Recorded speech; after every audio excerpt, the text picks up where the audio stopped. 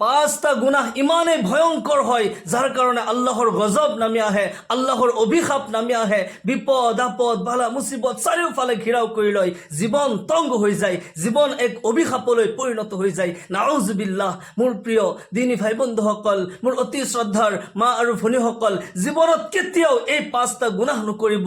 মনত ৰাখিব, আদল ইনসাফ ফকত হাশৰ পে মৌকুফ নেহি, জিন্দগী খুদ গুনাহো কি সাজা দেতি হে। সকলো গুনাহৰ শাস্তি যে মৃত্যুৰ পিছত পৰকালতে হ'ব সেয়া জৰুৰী নহয়। এই জীৱনেও গুনাহৰ শাস্তি দিয়ে, পাপৰ শাস্তি দিয়ে। আমি হয়তো অনুভৱ নকৰোঁ জীৱনৰ এই পেৰেচানি, এই বালা মুচিবত কিহৰ কাৰণে হৈ আছে, মোৰ কোন ভুলৰ কাৰণে হৈ আছে, আমি অনুভৱ নকৰোঁ।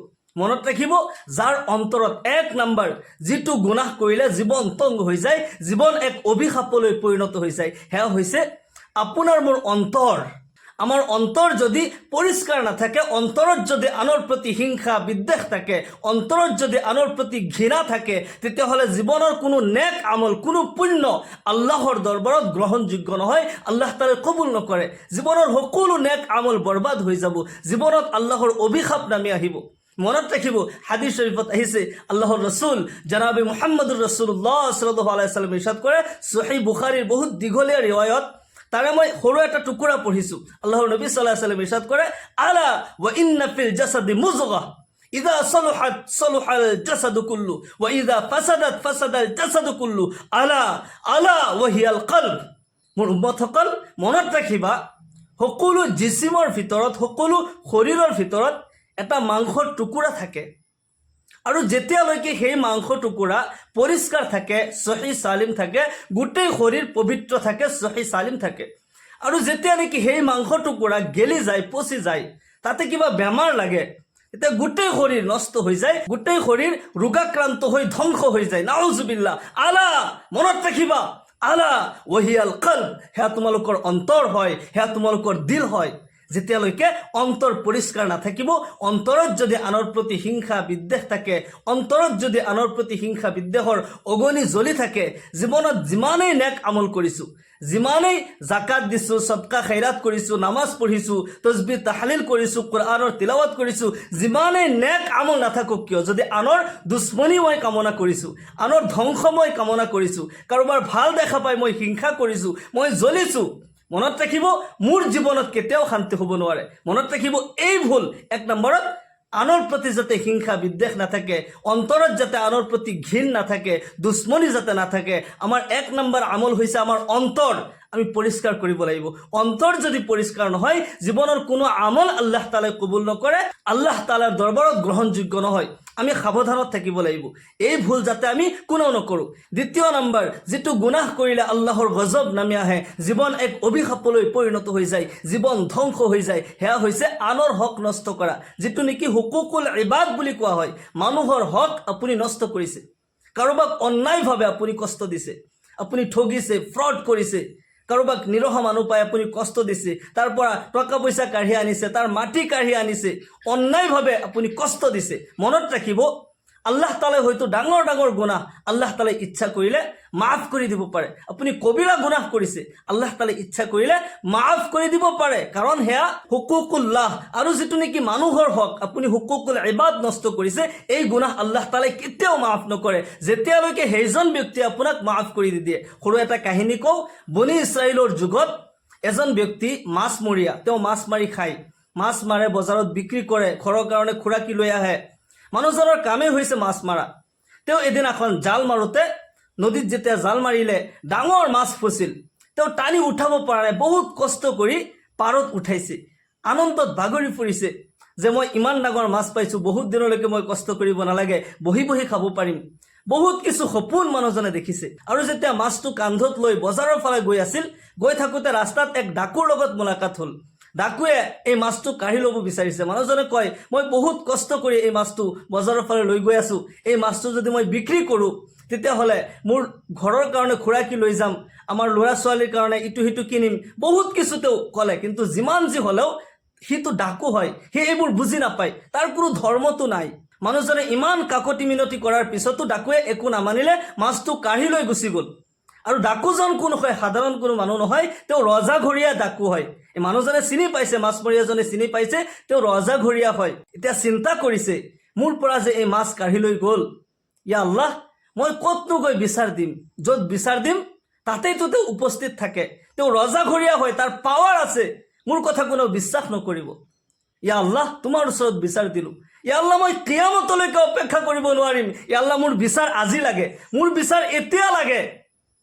মানুহজনে যেতিয়া অন্তৰ ফাটি গ'ল, অন্তৰ যেতিয়া ফানা হৈ যায়, অন্তৰৰ পৰা যিটো আৱাজ আহে, ইন্নাল্লাহা আলিমুম বিজাতিছ সুদূৰ, আল্লাহ তাআলাই নিশ্চয় সকলোৰে অন্তৰৰ খবৰ জানে। মানুহজনে অন্তৰৰ পৰা যি আৱাজ দিলে, আল্লাহ তাআলাক মাতিলে, ইয়া আল্লাহ মই কিয়ামতলৈকে অপেক্ষা কৰিব নোৱাৰিম, ইয়া আল্লাহ মোৰ বিচাৰ এতিয়া লাগে, তুমি এতিয়া মোৰ বিচাৰ কৰা। মানুহজনে যে মোক কষ্ট দিলে, মই ইমান সপোন দেখিলোঁ, মোৰ এই গোটেই সপোন মিছমাৰ কৰি দিলে, ধ্বংস কৰি দিলে, ইয়া আল্লাহ ইয়াৰ বিচাৰ মোৰ লাগে, মোৰ হক নষ্ট কৰিছে, ইয়া আল্লাহ তুমি বিচাৰ কৰা। আল্লাহ তাআলাই এই মানুহজনৰ অন্তৰৰ কান্দোন কবুল কৰিলে। আৰু ডাকুৱে যি মাছ লৈ গৈছিল, মাছটি ফ্ৰাই কৰিছে, ডাঙৰ মাছ হয়, তেতিয়া তেলত পুৰি এই মাছ যেতিয়া খাবলৈ, আল্লাহ তাআলাৰ গজব কেনেকৈ আহে চাব। য'ৰ পৰা ইমকান নাই তাৰ পৰাই গজব আহে, আল্লাহ তাআলাই তাৰ পৰাই আৰম্ভণি কৰি দিব পাৰে।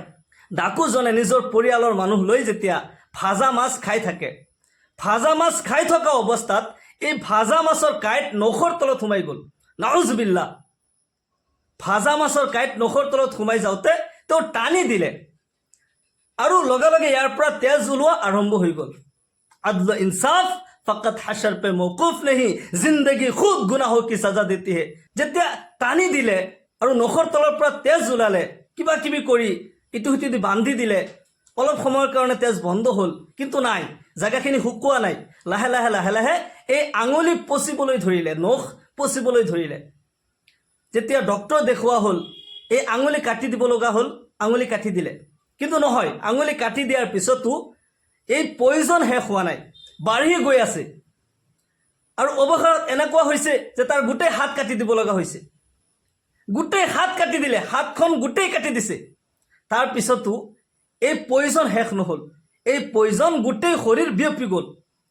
এনেকুৱা কেঞ্চাৰলৈ পৰিণত হ'ল যে মানুহজনৰ এতিয়া ঘৰত ৰখা অসুবিধা হৈ গৈছে, ঘৰৰ মানুহ থাকিব নোৱাৰে, এনেকুৱা চেণ্ট ওলাইছে, এনেকুৱা দুৰ্গন্ধ ওলাইছে যে ঘৰৰ মানুহ তাতে থাকিব নোৱাৰে। এতিয়া কি কৰিব? জিন্দাসকলতো বাচিব লাগিল, যিটো বেমাৰী হৈছেতো বেমাৰী, বাকী মানুহতো বাচিব লাগিল।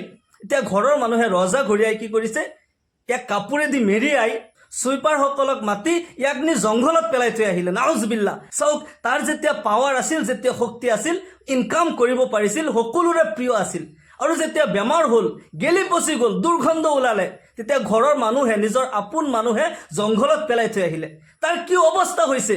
সি জিন্দা হয়, তাৰ ৰুহ এতিয়ালৈকে ওলাই যোৱা নাই, তাক চিলনীয়ে খাইছে, কাউৰীয়ে খাইছে, শগুনে খাইছে, জংঘলৰ বিভিন্ন জীৱ জন্তুই তাক টানি টানি খাইছে। সি জিন্দা হয়, জিন্দা অৱস্থাত আল্লাহ তাআলাই এনেকুৱা ধ্বংস কৰিছে, এনেকুৱা বৰবাদ কৰিছে, নাউজুবিল্লাহ। আল্লাহ তাআলাই আমাক সকলোকে এনেকুৱা গুনাহৰ পৰা বাচি থকাৰ তৌফিক দান কৰক। সকলোকে আল্লাহুম্মা আমিন। জীৱনত কেতিয়াও কাৰোবাৰ হক নষ্ট নকৰিব, হুকুকুল ইবাদ যাতে আমি কোনেও নষ্ট নকৰোঁ।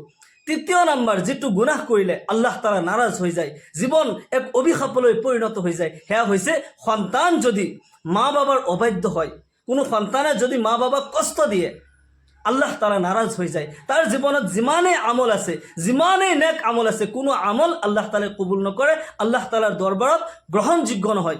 কাৰণ আল্লাহ তাআলাই নিজে কোৰআনে কাৰিমত এনেদৰে হুকুম কৰে, ওয়াকাযা রাব্বুকা আল্লা তা'বুদু ইল্লা ইয়্যাহু ওয়া বিল ওয়ালিদাইনি ইহসানা ইম্মা ইয়াবলুগান্না ইনদাকাল কিবার আহাদুহুমা আও কিলাহুমা ফালা তাকুল লাহুমা উফ ওয়া লা তানহারহুমা ওয়া কুল লাহুমা কাওলান কারীমা ওয়াখফিজ লাহুমা জানাহাজ যুল্লি মিনার রাহমা ওয়া কুর রাব্বিরহামহুমা কামা রাব্বায়ানি সগীরা।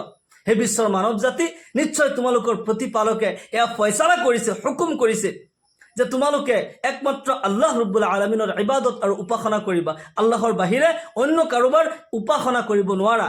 কাৰণ উপাসনাৰ যোগ্য একমাত্ৰ আল্লাহ ৰব্বুল আলামিন হয়। আল্লাহ তাআলাই নিজৰ ইবাদত আৰু উপাসনাৰ লগে লগে আল্লাহ তাআলাই হুকুম কৰিছে, অবিল ওয়ালিদাইনি ইহসানা, তোমালোকৰ পিতৃ মাতৃৰ লগত সৎ ব্যৱহাৰ কৰা, ভাল ব্যৱহাৰ কৰা। তেওঁলোকৰ কোনোবা এজন কিংবাতো দুইজনে তোমাৰ জীৱনত যদি বিদ্ধ হৈ যায়, তেওঁলোকৰ আগত তুমি উফ শব্দটো ব্যৱহাৰ নকৰিবা। আৰু তেওঁলোকৰ আগত নিজকে এনেকুৱাকে পেশ কৰিবা যে তুমি তেওঁলোকৰ বাধ্য হয়। তেওঁলোকে তোমাক কষ্ট কৰি ডাঙৰ দীঘল কৰিছে, ইমান ডাঙৰ মানুহ বনাইছে, মাকে 10 মাহ 10 দিন পেটত ৰাখি গৰ্ভত ৰাখি কিমান কষ্ট কৰিছে, জন্ম হোৱাৰ পিছতো কিমান কষ্ট কৰিছে, বাপেকে মূৰৰ ঘাম ভৰিত পেলাই তোমাৰ কাৰণে কষ্ট কৰিছে, তোমাক কেনেকৈ ডাঙৰ মানুহ বনাব পাৰে? সেই মা বাবাক যেতিয়া তুমি কষ্ট দিবা, আল্লাহ তাআলা তোমাৰ প্ৰতি নাৰাজ হৈ যাব। আল্লাহ তাআলাই নিজে শিকাই দিয়ে, হে সন্তানসকল, তোমালোকে তোমাৰ পিতৃ মাতৃৰ কাৰণে দোয়া কৰিবা, ৰব্বিৰ হামহুমা কামা ৰব্বায়ানি সগীৰা। ইয়া আল্লাহ, আপুনি মোৰ মা বাবাৰ প্ৰতি ৰহম কৰক, দয়া কৰক, যিদৰে তেওঁলোকে মোক সৰুতে মৰমৰ কোলাত লালন পালন কৰিছিল। সুবহানাল্লাহ, আল্লাহ তাআলাই নিজে শিকাই দিয়ে সন্তানে কেনেকৈ মা বাবাৰ কাৰণে দোয়া কৰিব। সেই মা বাবাক যেতিয়া সন্তানে কষ্ট দিয়ে, আল্লাহ তাআলা নাৰাজ হৈ যায়। তাৰ জীৱনৰ কোনো আমল আল্লাহ তাআলাই কবুল নকৰে, তাৰ জীৱনত আল্লাহৰ অভিশাপ নামি আহে। ৰেজা ৰব্বি ফি ৰেজাল ৱালিদাইন, মা বাবাৰ ৰাজিৰ মাজতে আল্লাহ তাআলা ৰাজি আছে।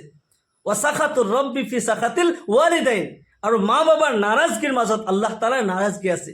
কোনো সন্তানে যেতিয়া আল্লাহ তাআলাক ৰাজি খুশি কৰিব বিচাৰে, প্ৰথমতে তেওঁ নিজৰ মা বাবাক ৰাজি খুশি কৰি লওক, তেতিয়া আল্লাহ তাআলা তাৰ প্ৰতি ৰাজি খুশি হৈ যাব। সুবহানাল্লাহ, সেইকাৰণে এই ভুল যাতে আমি কোনোদিন নকৰোঁ। হয়তো আপুনি ভাবিব পাৰে যে এতিয়াতো মোৰ টকা পইচাৰ অভাৱ নাই, মই বহুত শান্তিত আছোঁ, মা বাবাক কষ্ট দিছোঁ। জীৱনত কেতিয়া সুনামি আহি যায়, কেতিয়া তুফান আহি যায়, আপুনি চিন্তাও কৰিব নোৱাৰিব, আপুনি কল্পনাও কৰিব নোৱাৰিব আজাব কেনেকৈ আহে। গতিকে মা বাবাক যাতে আমি কোনোদিন কষ্ট নিদিওঁ। 4 নম্বৰ, যি গুনাহ কৰিলে জীৱনত বৰবাদী আহে, আল্লাহৰ অভিশাপ আহে, জীৱন তংগ হৈ যায়, জীৱনত কতোৱে শান্তি নহয়, সেয়া হৈছে জিনা, ভেবিচাৰীত লিপ্ত হোৱা, পৰকীয়া কৰা, জিনা কৰা, নাউজুবিল্লাহ। এই গুনাহৰ কাৰণে আল্লাহ তাআলাই দুনিয়াতেই শাস্তিৰ ঘোষণা কৰিছে। আল্লাহ তাআলাই কোৰআনে কাৰিমত এনেদৰে ইৰশাদ কৰে, আজ-জানিয়াতু ওয়াজ-জানি ফাজলিদু কুল্লা ওয়াহিদিন মিনহুমা মিআতা জালদা। জিনাকাৰী মহিলা পুৰুষ উভয়কে কঁকাললৈকে পুতি দিয়া আৰু পাথৰ মাৰি মাৰি হত্যা কৰি দিয়া। নাউজুবিল্লাহ। জিনাকাৰী যদি পুৰুষ মহিলা বিবাহিত হয়, তেতিয়া তেওঁলোকক পাথৰ মাৰি মাৰি হত্যা কৰি দিয়া। যদি অবিবাহিত হয়, 100টাকৈ বেত্ৰাঘাত কৰা আৰু ৰাইজৰ মাজত শিক্ষণীয়ভাৱে তেওঁলোকক কষ্ট দিয়া, শাস্তি দিয়া, যাতে অন্য মানুহে ইয়াৰ পৰা সবক ল'ব পাৰে, শিক্ষা ল'ব পাৰে। ইয়াৰ কাৰণে দুনিয়াতো আল্লাহ তাআলাই শাস্তিৰ ঘোষণা কৰিছে, পৰকালতো শাস্তি আছেই। আল্লাহৰ নবী সাল্লাল্লাহু আলাইহি ওয়াসাল্লাম মেৰাজৰ পৰা উভতি আহি সাহাবাসকলক সম্বোধন কৰি কয়, আল্লাহ তাআলাই মোক 7 আসমানৰ ভ্ৰমণ কৰাইছে, মই কুল কায়নাতৰ ভ্ৰমণ কৰিছোঁ, জান্নাত জাহান্নামৰ দিদাৰ কৰিছোঁ।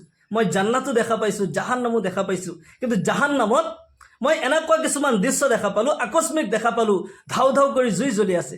তাতে কিছুমান যুৱক যুৱতী উলংগ হয়, তেওঁলোকক জ্বলাই জ্বলাই ওপৰত অনা হৈছে, আকৌ তললৈ লৈ যোৱা হৈছে। তেওঁলোকে চিঞৰ বাখৰ কৰিছে, মোক বচোৱা, মোক ৰক্ষা কৰা, এক হুলস্থুলীয়া পৰিৱেশ। আল্লাহৰ নবী সাল্লাল্লাহু আলাইহি ওয়াসাল্লাম ইৰশাদ কৰে, মই যেতিয়া জিব্ৰাইলক প্ৰশ্ন কৰিলোঁ, হে ভাই জিব্ৰাইল, এইসকল কোন হয়, কি গুনাহৰ কাৰণে, কোন পাপৰ কাৰণে এনেকুৱা শাস্তি হৈছে? হযৰত জিব্ৰাইল আলাইহিস সালামে কয়, ইয়া ৰাসূলুল্লাহ, ইয়া হাবিবাল্লাহ, এই যুৱক যুৱতীসকলে দুনিয়াৰ জীৱনত তেওঁলোকে জিনা কৰিছিল, ভেবিচাৰীত লিপ্ত হৈছিল, আৰু তেওঁলোকক এই শাস্তি দিয়া হৈছে, অনন্ত কাললৈকে, আজীৱন কাল তেওঁলোকক এই শাস্তি দিয়া হ'ব। নাউজুবিল্লাহ। আল্লাহৰ নবী সাল্লাল্লাহু আলাইহি ওয়াসাল্লাম ইৰশাদ কৰে, মই আৰু অলপ আগত দেখা পালোঁ কিছু সংখ্যক পুৰুষ মহিলা বহি আছে, তেওঁলোকৰ আগত ভাল পৰিষ্কাৰ মাংস ৰাখা আছে, আৰু অলপ দূৰত ৰাখা আছে গেলা পচা মাংস, তাতে বেক্টেৰিয়া হৈছে, পোকা মাকৰ হৈছে। এই পুৰুষ মহিলাসকলে কি কৰিছে, তেওঁলোকৰ আগত যি ভাল মাংস আছে এইখিনি নাখায়, সেই পচা গেলা মাংস টানি টানি আনিছে আৰু খাইছে। পোকা মাকৰ বেক্টেৰিয়াবোৰ মুখৰ পৰা বৈ বৈ গৈছে। নাউজুবিল্লাহ। নবী সাল্লাল্লাহু আলাইহি ওয়াসাল্লাম আচৰিত হৈ গ'ল, হে ভাই জিব্ৰাইল, এওঁলোকে কোন গুনাহ কৰিছিল, কি পাপৰ কাৰণে এনেকুৱা শাস্তি হৈ আছে? হযৰত জিব্ৰাইল আলাইহিস সালামে কয়, ইয়া ৰাসূলুল্লাহ, ইয়া হাবিবাল্লাহ, এইসকল পুৰুষ মহিলা দুনিয়াৰ জীৱনত পৰকীয়া কৰিছিল। এই মহিলাসকল দুনিয়াৰ জীৱনত তেওঁলোকৰ বৈধ স্বামী থকাৰ পিছতো পৰপুৰুষৰ লগত কুকৰ্মত লিপ্ত হৈছিল, ভেবিচাৰীত লিপ্ত হৈছিল, পৰকীয়া কৰিছিল।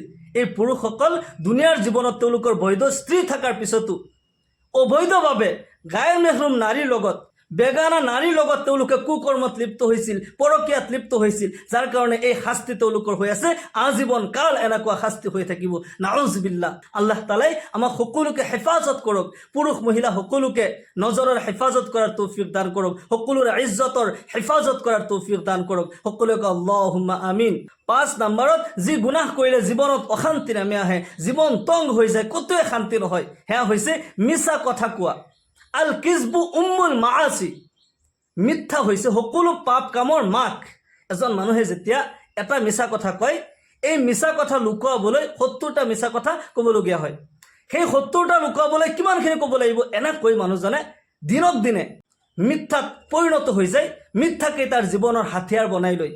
আৰু এজন মানুহে যেতিয়া সদায় মিছা কথা কয়, তাৰ নাম আল্লাহ তাআলাৰ লিষ্টত কাজ্জাব বুলি লিখি দিয়া হয়। আলাইকুম বিছিদক ফাইন্না সিদকা ইয়াহদি ইলাল বিৰ ওয়া ইন্নাল বিৰৰা ইয়াহদি ইলাল জান্নাহ ওয়া মা ইয়াজালুর রাজুলু ইয়াসদুকু ওয়া ইয়াতাহাররা সিদকা হাত্তা ইউকতাবা ইনদাল্লাহি সিদ্দিকান ওয়া ইয়াকুমুল কিযব ফাইন্নাল কিযবা ইয়াহদি ইলাল ফুজুর ওয়া ইন্নাল ফুজুরা ইয়াহদি ইলান নার ওয়া মা ইয়াজালুর রাজুলু ইয়াকযিবু ওয়া ইয়াতাহাররাল কিযবা হাত্তা ইউকতাবা ইনদাল্লাহি কাজ্জাবান।